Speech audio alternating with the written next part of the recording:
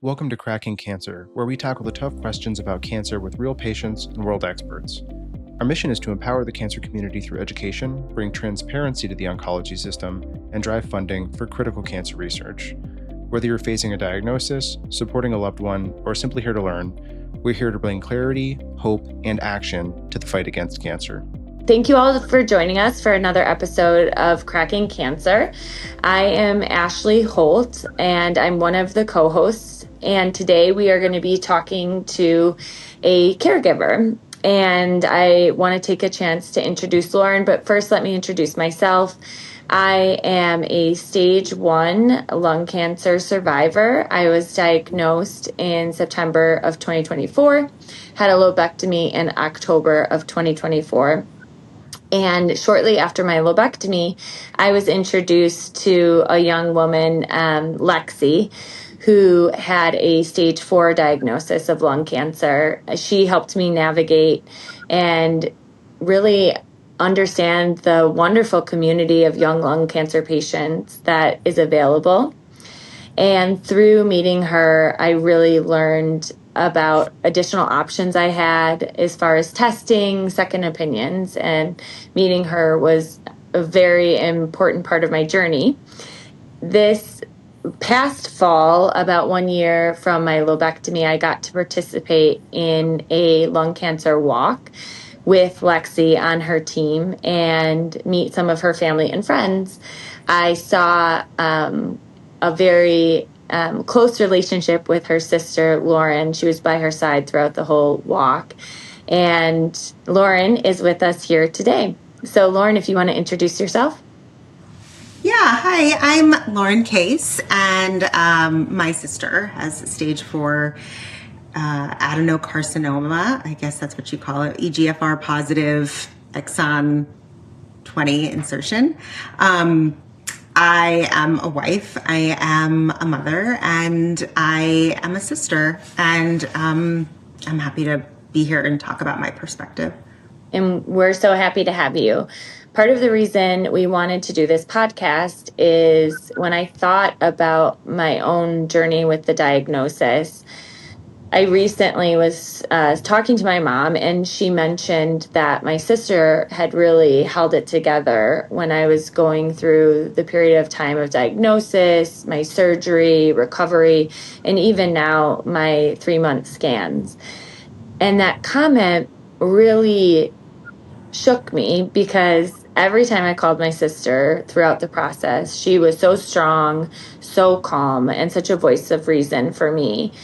I often entrusted her to update my friends and family, sometimes even my own parents, just because there were points in the diagnosis that I was so overwhelmed that I just needed someone to take that off my plate. And so I often put that job on my little sister, and I had never thought about what it was like for her or what worries or fears were going through her mind. And that made me think that there's a lot of those sisters out there, just like my sister and just like Lauren, and they don't always get a stage to talk about this process and what grief they might go through along with their family member who is diagnosed with cancer. So I'm hoping to hear from you, Lauren, on your perspective, but before we get into Lexi's diagnosis, I'm curious what your relationship with your sister has been like. Sure. So we grew up, it was just the two of us, and she's 4.5 years younger than me. And so, by standard, they say, okay, if your sibling is, more than 4 years younger than you, then you're technically an only child, just because it's such a huge age difference. And to be honest, we joke, but we say we grew up in different homes because she's 6 and I'm, 10 and a half, and, et cetera, and you're just you're into different things, and you're in almost in a different stage in life. And so we, she also jokes that, I never wanted to hang out with her. She was always this annoying little sister, and it's true. I mean, I was into my own stuff and I didn't care to include her. And we, and as a result, like, we weren't super close, probably until she went to college. And so, our parents moved when I first started college, and my sister was still in middle school. And so she had an entirely different high school experience, in a different state, in a different city. And that's why we say we grew up in two different houses, because our parents were like so different, towards us, as, teenagers, as like growing, like young adults growing up. So, but I mean, thankfully, our parents always instilled in us, like, the value that, we only have each other, and like, we need to be there for each other. And, my mom has a very close relationship with her sister. And so she kind of modeled that for us. And so I think it was mainly like maybe when she went to college, we became, really close. And we've really maintained that closeness since then. And we since I was 18, 2000, so that was 26 years ago, we didn't live in the same state, in the same city, and it was just in 2020 when we both moved to the same, or when I moved to where she was. And so we have been living in the same area for only just about 6 years. And so that was so wonderful. Especially, I mean, obviously since her diagnosis, but we were always so excited to be living in the same area and just being able to see each other so much, because we really kind of had grown so close, since in the last, 15 years or so. I love hearing that. It's so interesting too, because as an outsider looking in, I would have just guessed that you guys had best friends your whole life, because you just seem so close. And from my perspective of what I see, what you do with like updates and supporting her, you can tell that you guys have a close friendship. So yeah, we do. I mean, we love each other so much. We have so much in common. I mean, I guess growing up, she was really kind of into sports, and I did the whole line of arts, theater, dance thing. And so we didn't have like a ton of common interests.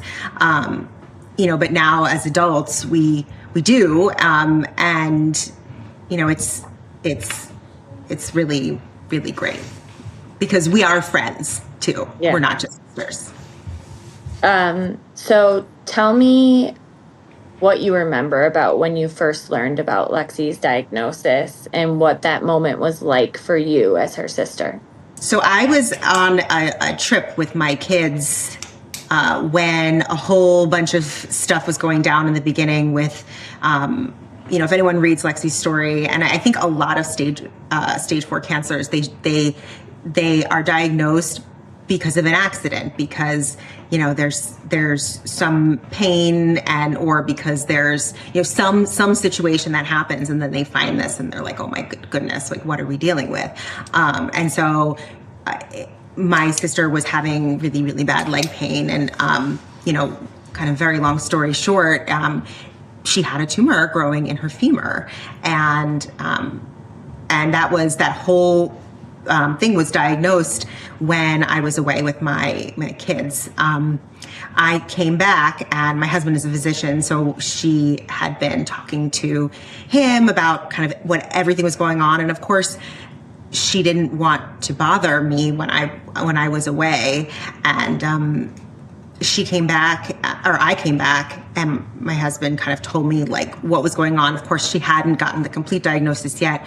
We just heard, tumor, and, of course, your mind goes obviously to cancer. And I was really shocked. I was really shocked.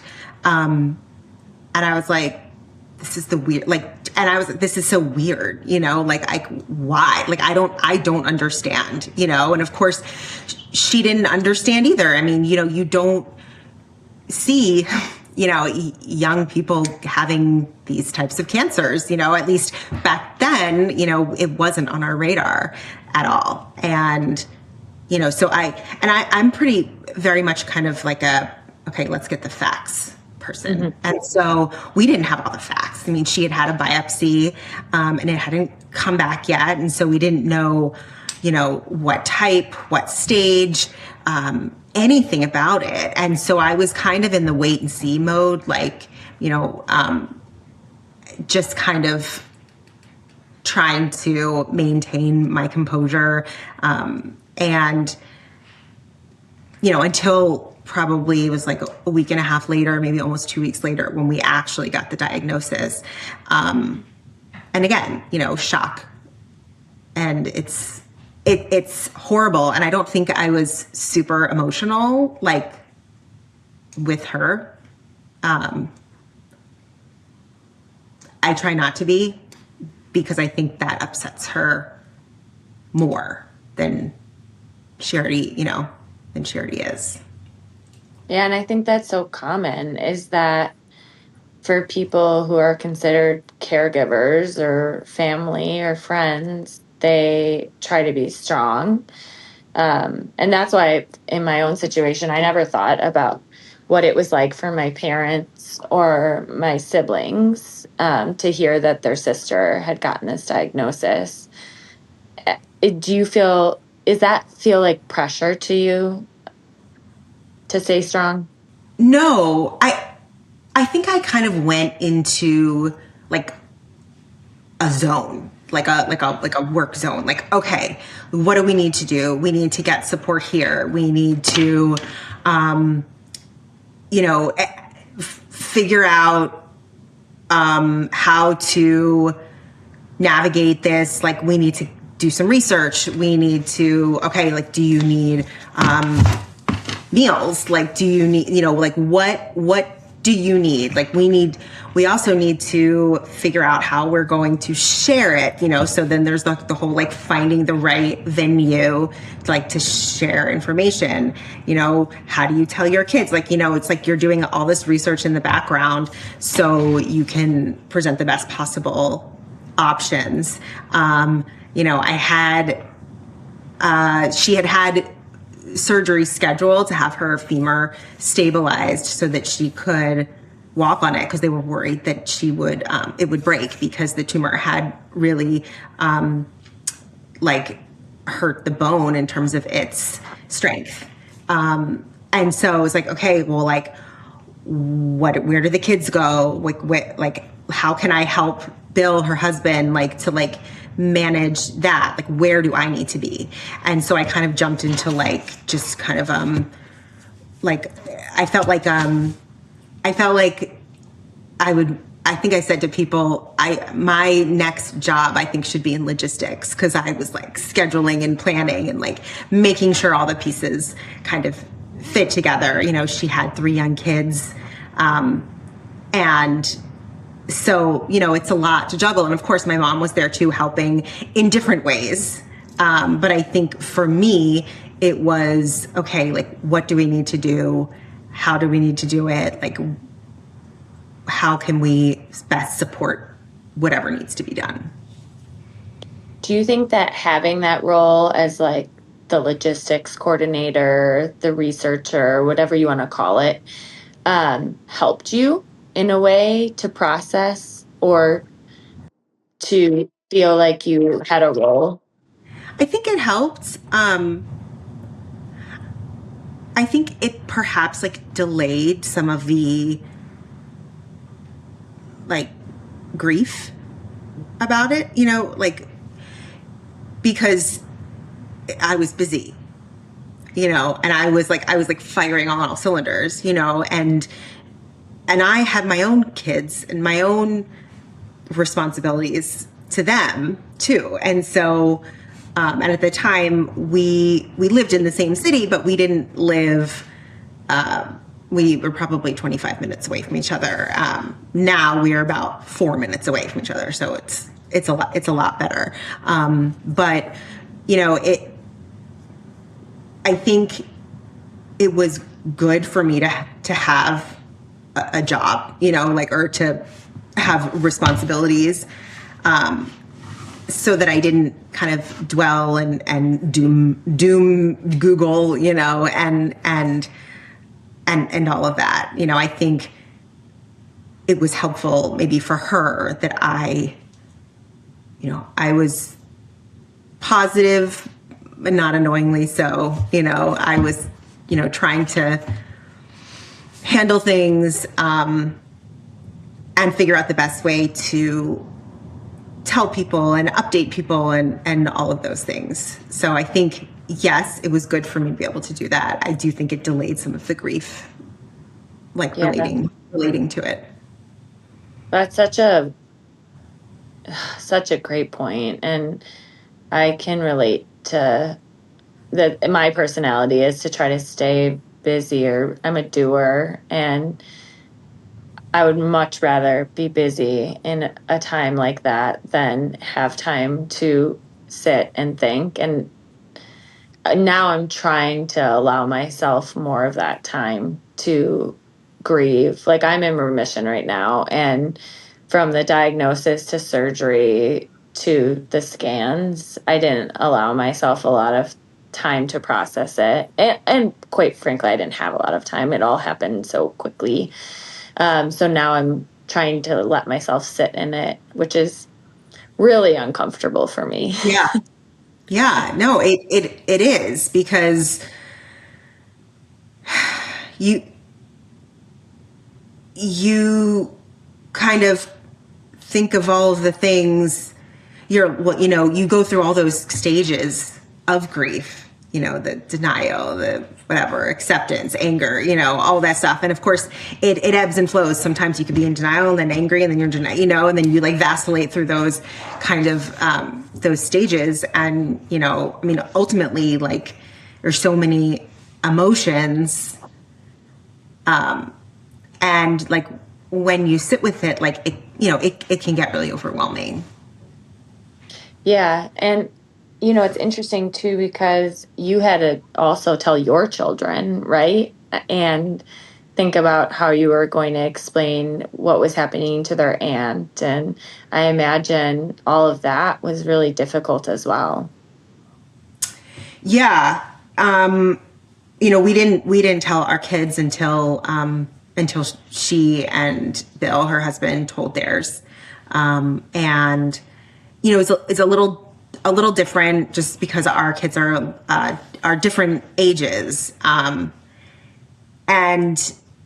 it affected them all differently, and it still continues to, and it affects my daughter a lot more outwardly than it affects my sons, but I do know, it's not, of course it's an individual diagnosis, but it sits with the whole family. It has to, and it'd be weird if it didn't, it'd be weird if everything in everyone's life went, hunky dory after it, there's, and of course, they've had to understand, if I'm going to doctor's appointments with her, or I'm going to pick her up at the hospital, or I am traveling with her to get a second opinion, there are changes, and they've been amazing with it, but it affects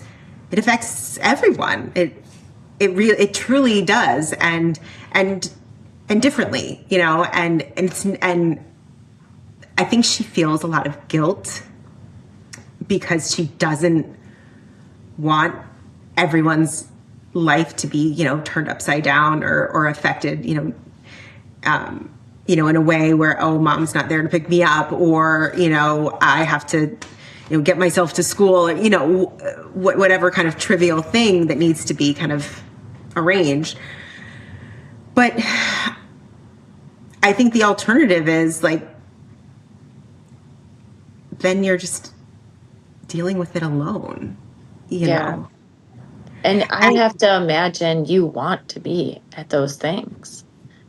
Of course. Yeah. Of course. And, you know, and you know, and many times, like I insist upon it. You know, she's currently working with this doctor to get some FDA approved drugs that are really hard to get, but she gets them through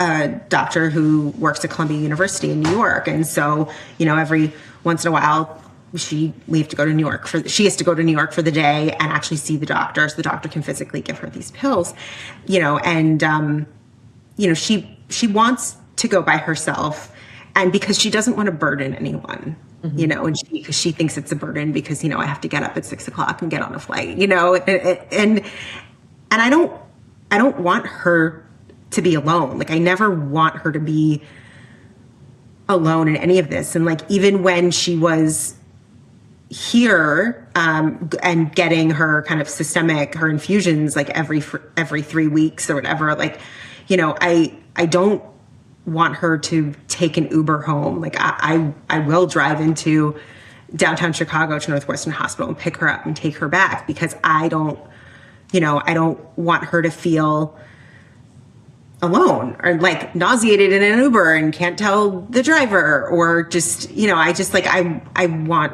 her to feel as comfortable as possible. And it's not a burden. That's what you do for family, you know, because like, you know, they're all you have. And, you know, it's just her and I.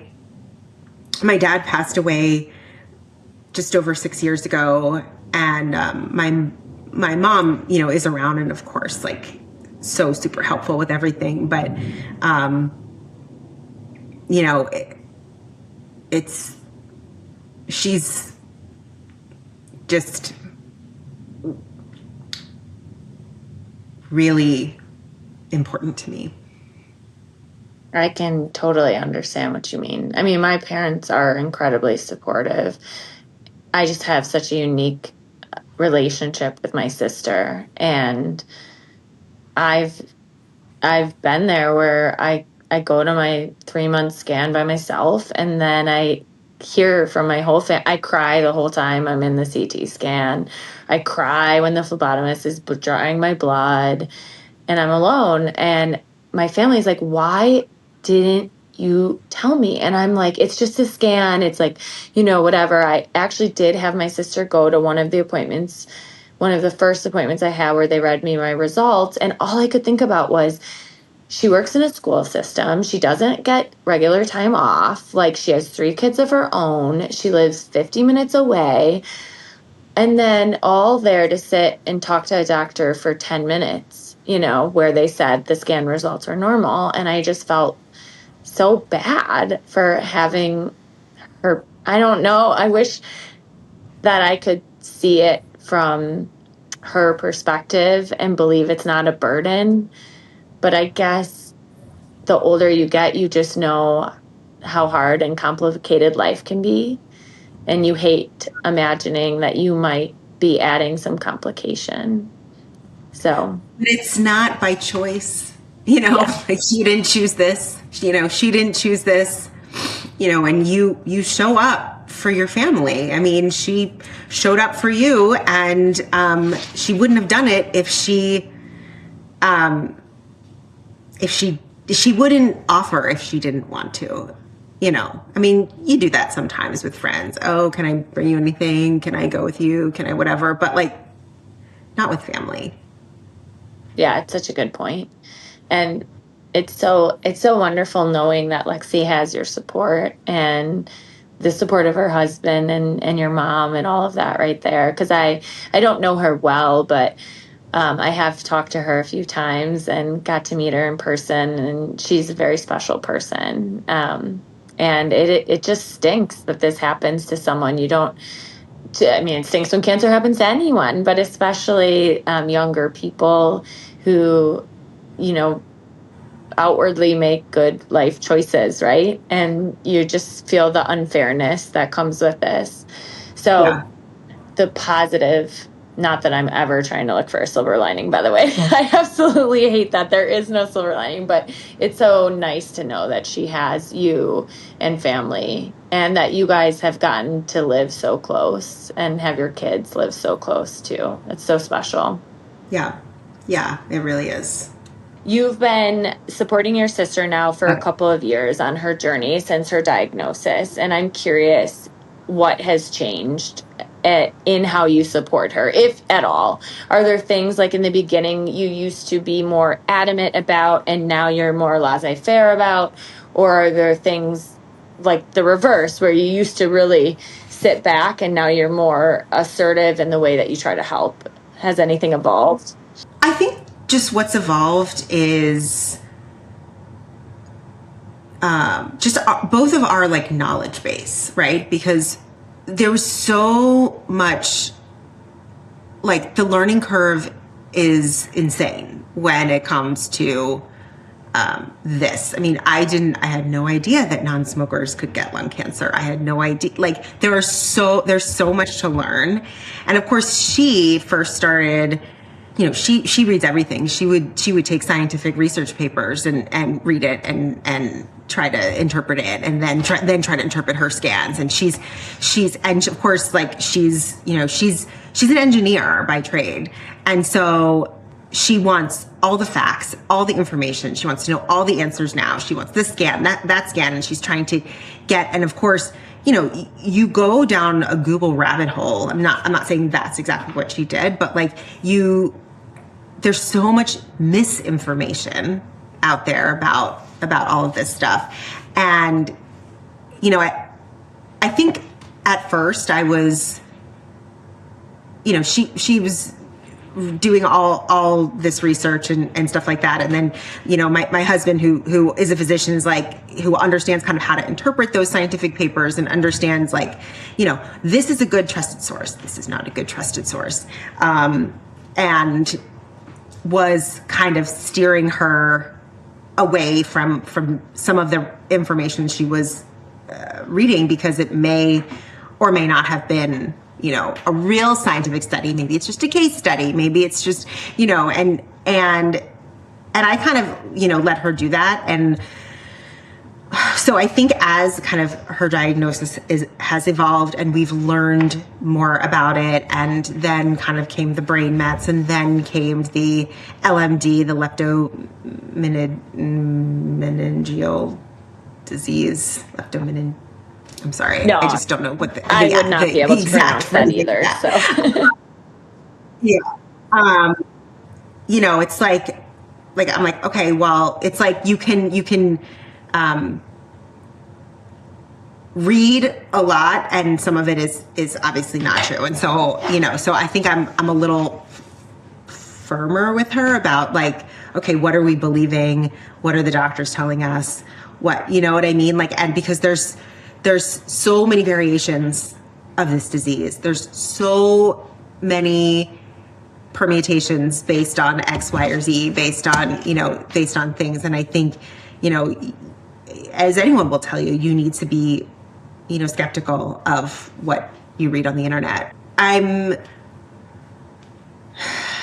was part of the reason why I insist upon sometimes like going with her to the doctor, is because I think sometimes she tries to minimize some of the side effects she's having, you know, whether it's when she's on a medication. She was on a trial at one point, because she wants to continue, because she wants it to make her better. She wants it to, you know, kill the cancer. She wants it to eliminate the tumors, and to her own detriment, you know, and you know, whereas like some of the treatments that she has gone through, she's having these horrible grade 3 side effects that you really, it's like, okay, you're able to take the medicine, but you're in bed all day long. So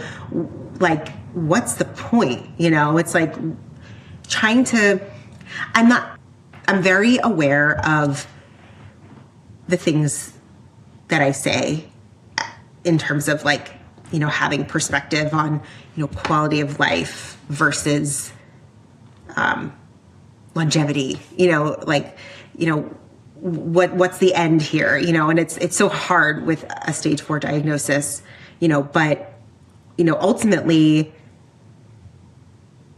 we want her to have treatments that are effective, that are either like stopping progression or, even, helping to decrease the size of some of the tumors, but also we want her to be able to feel like she lives a somewhat normal life, and normal is in quotes because normal now is different from normal a year ago, is different from normal 2 years ago, is different from before she was diagnosed, and so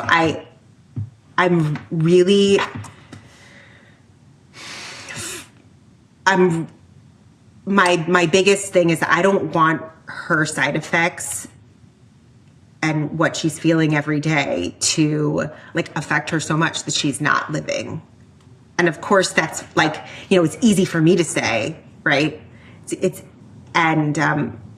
easy for me to say, but I don't want to see her suffering every day or many days a week and struggling. And so I think sometimes she hides some of it from me because she doesn't want to share. But I think that's important. I think having someone with you and those types of appointments, it's very common for people, not just even cancer patients, to underreport their symptoms or say they're fine. And sometimes the caregiver can be the truth teller.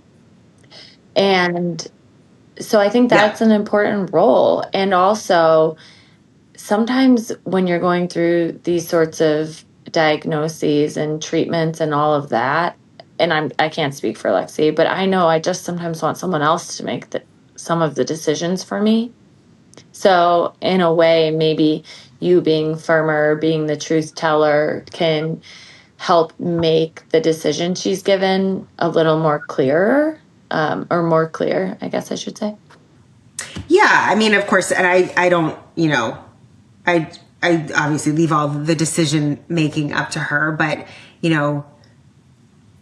it's helpful, at least for me, like in that particular situation, for the doctor to get the whole picture, and it's not like she's trying to hide it, but like maybe she's not like, being 100% truthful, and nothing needs to change about the medication, but maybe the timing, or maybe, how she takes it, what she takes it with, or when she takes it, or what other medication she's taking, like troubleshooting type of thing. And she's so good at that. And she's so good at kind of figuring out the best method for her treatments. But, it definitely needed to be discussed, because some of these side effects that you have with these treatments are really harsh, really, really, really harsh, like the skin, the paronychia, the nails, and all the gastrointestinal side effects, and it's really it's really harsh. Yeah, I know she shared some of that journey with the symptoms on her account and even with me. And I really felt for her, just knowing, you just want to be a mom with your 3 kids and be engaged, and those symptoms can really take away from your ability to do that.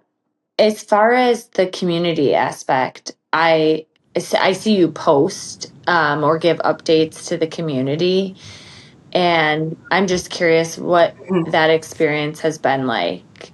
Trying to find the right words, balancing honesty and hope, and also trying to protect Lexi and give people who care about her some sort of idea of what's going on. It has to be challenging. Yeah. So in the beginning, it was, facts, and it was like an easy way to share what was going on en masse. And so you didn't have to tell the whole story over and over and over and over and over again, because it gets exhausting and so draining. And now it's very much a collaborative effort between Lex and I, in terms of like the writing, because we want to share the pertinent details or whatever she feels comfortable with. Sometimes she writes it and then I edit it. Sometimes I write it, she edits it. So it's very much a collaborative effort. And because after a certain amount of time, people start being like texting or messaging and saying, "Hey, how's Lexi doing? How's Lexi doing?" And again, like you only want to share as much as she is willing to share. And so if I answer and I divulge too much or not enough, or, and I want to be respectful of that. And so, a lot of times I'll say, okay, we're sharing an update soon. So just, look for your email, cause it's private, and a lot of people have said that they, appreciate like our transparency and how we're willing to share. But it is private. I mean, it's so personal to her. And so for so many people who she may or may not know, because, the people who read it, it's my friends, it's my parents' friends, it's my cousin's friends, it's, it's friends of friends of friends of friends. And you know how that game goes where, that the reach gets so big. And so it's very, personal sharing that.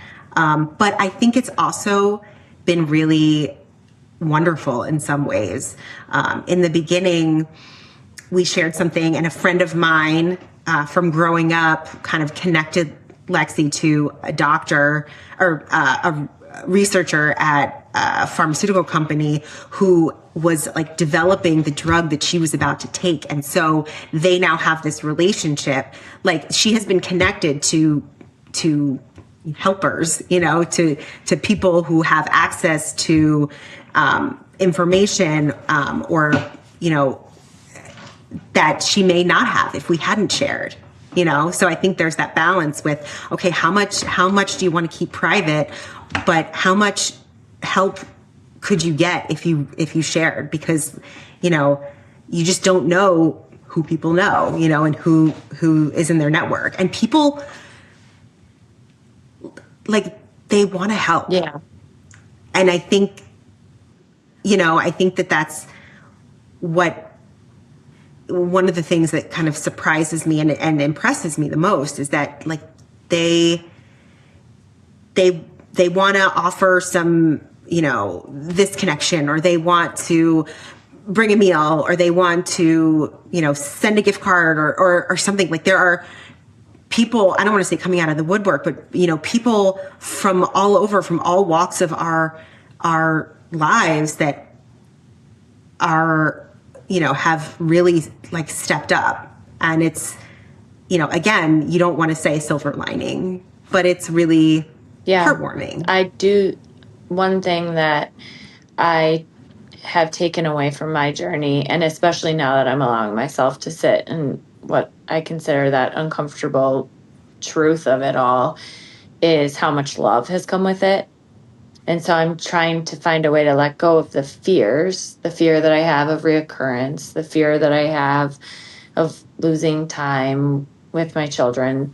And I'm trying to hold on to the love of the neighbors that started the meal train, the love of the family that sent the cleaners in to clean my house, the simple text of just asking me when my next scan is, it is a really beautiful thing. And as much as I wish I hadn't had to go through all of this, it has changed me and allowed me to see that side of community and friends and family. Yeah. Yeah. So it is so beautiful to and see like that. You said, people really do want to help. I mean, I feel that way. I was very excited to see the update of Lexi. Like I check the CareBridge website, I don't want to overstep or reach out to her when I know, she's got so many friends and family. But so I do appreciate that you guys give those updates. Yeah. Yeah. I know that it's hard to know how frequent to send them, and it's like, if it's been like a few months, people are like, okay, like what's going on? But it's there's a lot of bad things you can say about social media, but there are good things too. From your perspective, and having walked through this journey with Lexi, what has it changed about the way you think about your life and your family, or what matters? Family has always been, super important for both of us. Everyone always says, oh, you need to live every day like it's your last, and live life to its fullest. And while, yes, I do agree with that. I think, it's funny, in the beginning, the first year and a half, I was in a very, you only live once phase. So I was planning the concert trips and the girls' trips. And I kind of went a little nuts, I think, because I felt like, well, who knows, when, what is going to happen. And then, of course, I get to the trip or the concert or whatever, and I'm like, maybe this wasn't such a good idea, just the logistics of it all, coming from the logistics girl, but I do think that it is helpful to, put things in perspective, spend as much time with people that you love, or, taking risks, and, just being your authentic self. I think that's one of the things that Lexi has taken from this, is just being authentically who she is, and unapologetically who she is, because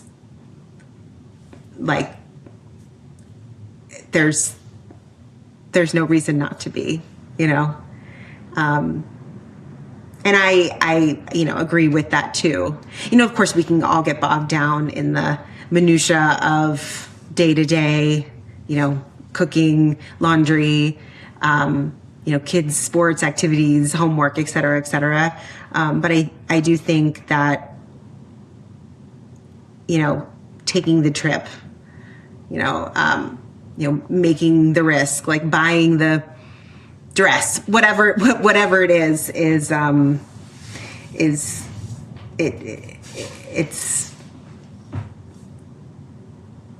it's important, Yeah, absolutely. And we don't know, how long anyone has, right? But, a stage 4 diagnosis is not a good one. And so, unfortunately, it's kind of always there, always in the back. Has it changed, like, just the day to day? Do you guys ever, when you get to go on trips together, or like I saw, her 40th birthday party celebration, do you get to have moments where you can put the cancer to the side, or is it just always there? I think that is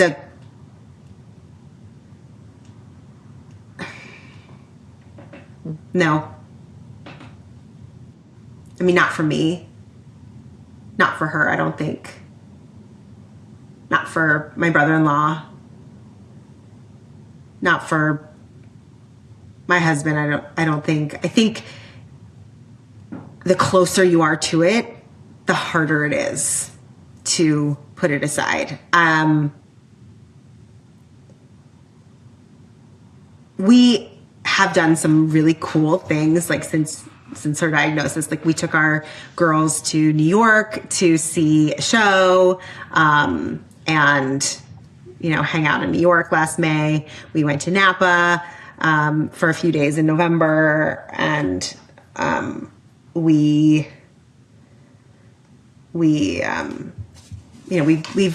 tried to do some fun stuff, but for what it is what it is. But I don't think that's something that you, or at least somebody who's so close to the person, I don't think that's something that you can put out of your mind. I hate that.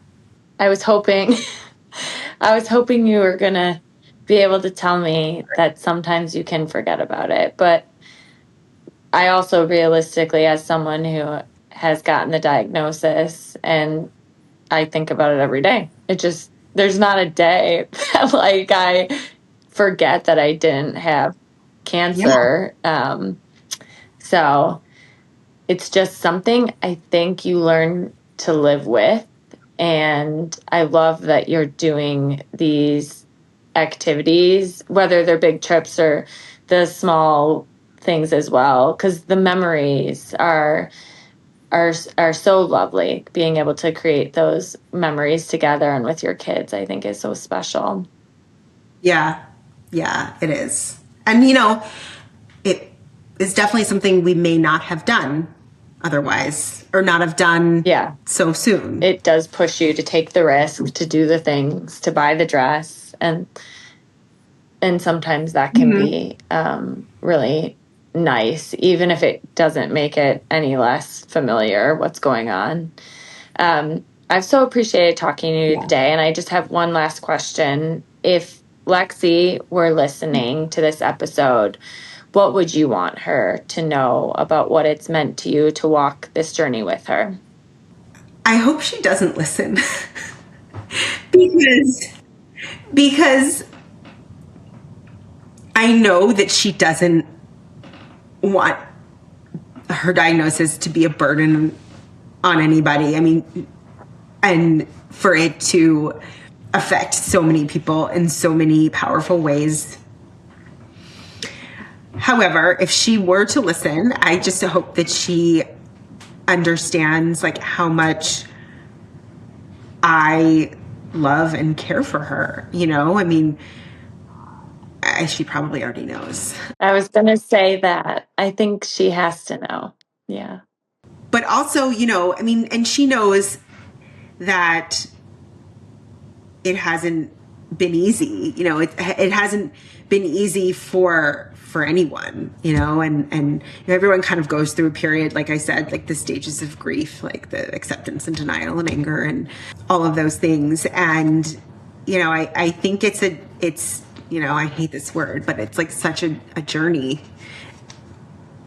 and it kind of ebbs and flows with each scan. It ebbs and flows with each, new treatment possibility or,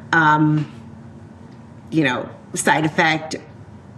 But just mostly I want her to know that how many people love and care for her. I mean, she moved to the suburb where I live just under 2 years ago, and she has kind of developed these amazing friendships with so many people who care so much about her, just because she's just an amazing person. And she was an amazing person before her diagnosis, but I think people are so drawn to her because she's so strong. And of course, again, she hates when people say she's so strong, because she's just doing what anyone, which she feels that she's doing what anyone would do. But she really is. She's, you know, and, you know, to be an advocate for yourself and an advocate for the lung cancer community, like you are doing, and like she is doing, you know, it takes a special person to turn what, you know, your lemons into the lemonade, you know, where you are, you know, helping to raise awareness, and you're helping to, you know, you're helping to raise funds to go to more research. And it's like, it's almost like it's not even about you anymore. It's like about the cause, you know, and she's so, that's something that is really important to her. Yeah. And I have reaped the benefits of that, through my introduction to her and getting to participate in that walk and being introduced to people that led me to this podcast. So strength, yes, I know what that feels like when people tell you you're strong, and you're like, well, you would be the same if you got cancer, right? The advocacy and the way she's so eloquent about it, and so driven at the same time, that's really unique and special.